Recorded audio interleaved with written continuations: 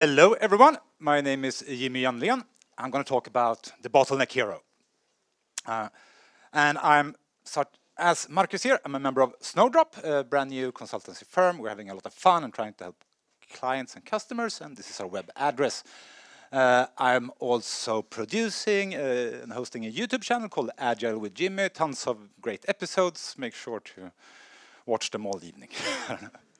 But back to the talk. So, the bottleneck hero. What's this all about? Well, let me tell you a story. This is a story about Bob.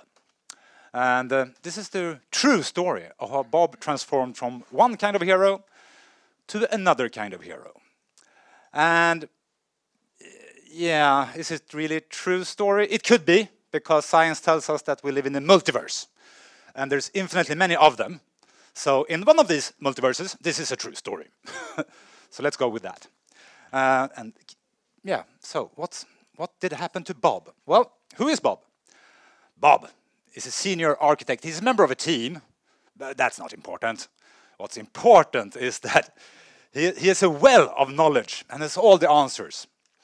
And he protects. He's a protector of the quality, and he does this with tons and tons of code reviews. And yeah, and he's been around from the start. So it's a large social network, and he knows all the right people to get things done, to get things moving. And he works really, really hard.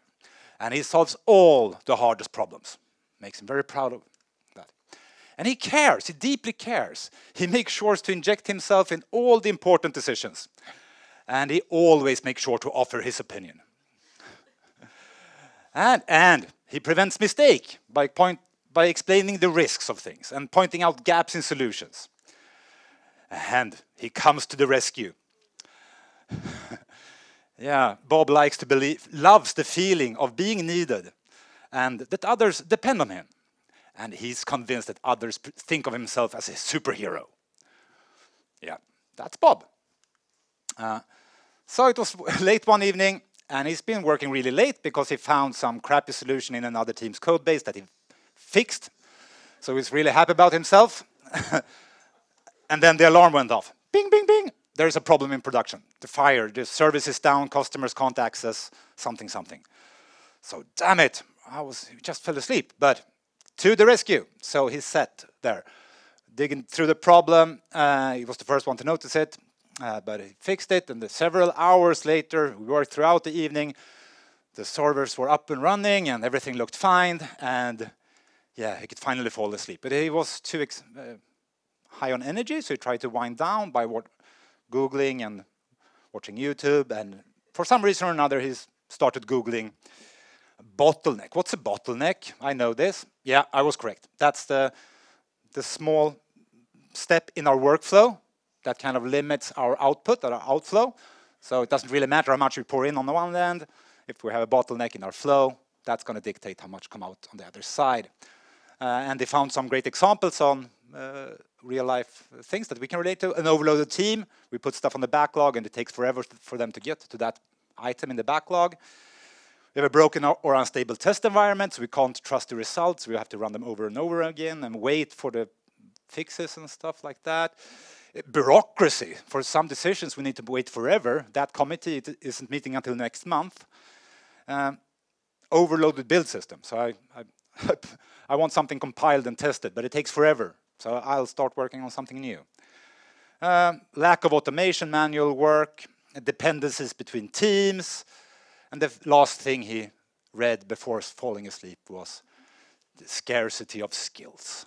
How there's just a few people around to do the critical, important work. That's a limiting factor. He was just about to fall asleep when he woke up. Crap, damn it, wait, stop. I thought I was a superhero, but I'm not. I'm a bottleneck hero. I don't want to be. Damn it. What? No, this has to change. This has to change. I care for the whole business. That's why I've been doing these things. But I suspect it's counterproductive. So instead of rewarding himself with a day off, because he's been working late, so he usually just skips the meeting and because he deserves it, right? He woke up early, put himself on the commute, and drove to the office. And on that commute, he remembered himself, the younger version of himself. He was freshly graduated. He was eager to learn. He had hair back then. And so he started his new job, and yeah, super excited. But there was Tord. Tord.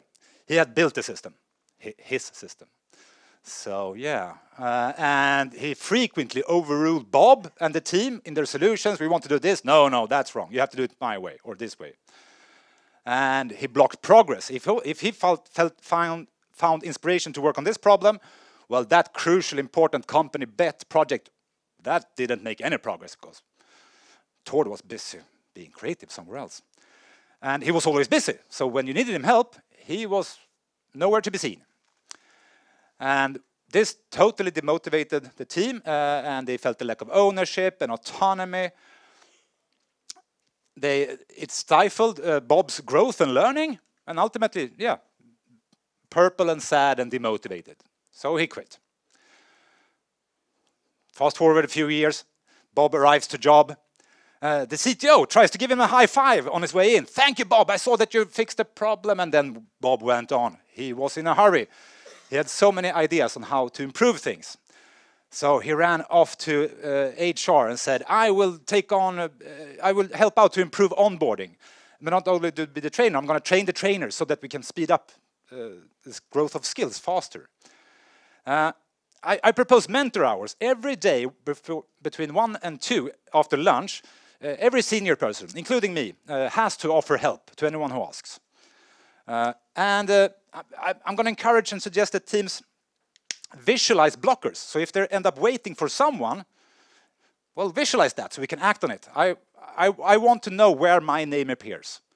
I don't want to be known as Bottleneck Bob anymore. And I'm going to hold breakfast seminars and share the crucial insights I have about the nooks and crannies of the systems. I'm not going to tell teams and people what to do. I'm going to facilitate workshops. I'm going to help them figure out the problems. And to really kick this off, I'm going to revoke my Jira access. For the first month, I'm not going to allow myself to fiddle. And beyond that, I propose that all seniors, 5+ years, have no keyboard Tuesdays and Thursdays. We can only contribute by pair programming, mentoring, teaching. He was very satisfied by the end of the day. People were surprised, skeptical. But yeah, things turned out great. So a few weeks later, a few months later maybe, I don't know. I don't remember this true story. He was on a podcast and with a friend. And the friend asked, now what? What happened? Well, I see happier colleagues and teams around me. And I see teams actually taking responsibility for solving things the best way. They probably wanted to do this all along, but I stopped them. And people actually care. I didn't trust them, but they've proven that they actually do care for quality. There's way fewer incidents in productions. And since the progress of the important projects aren't dictated where eyes focus, well, we have faster progress on them too. No more overtime for me or hardly anyone else. And yeah, I see people asking each other for help and guidance. We've spread the knowledge and crazy faster upskilling of juniors. So yeah, still felt truly appreciated, and that he contributed, but in a new, even more rewarding way. So yeah, be like Bob. Or help a Bob you know. And if Tord refuses to become a Bob, you probably might have to have some tough conversations, but still, yeah. In this multiverse, right? So not in your mind at Agila Sverige, but tomorrow and moving forward. And I'm done. Thank you all.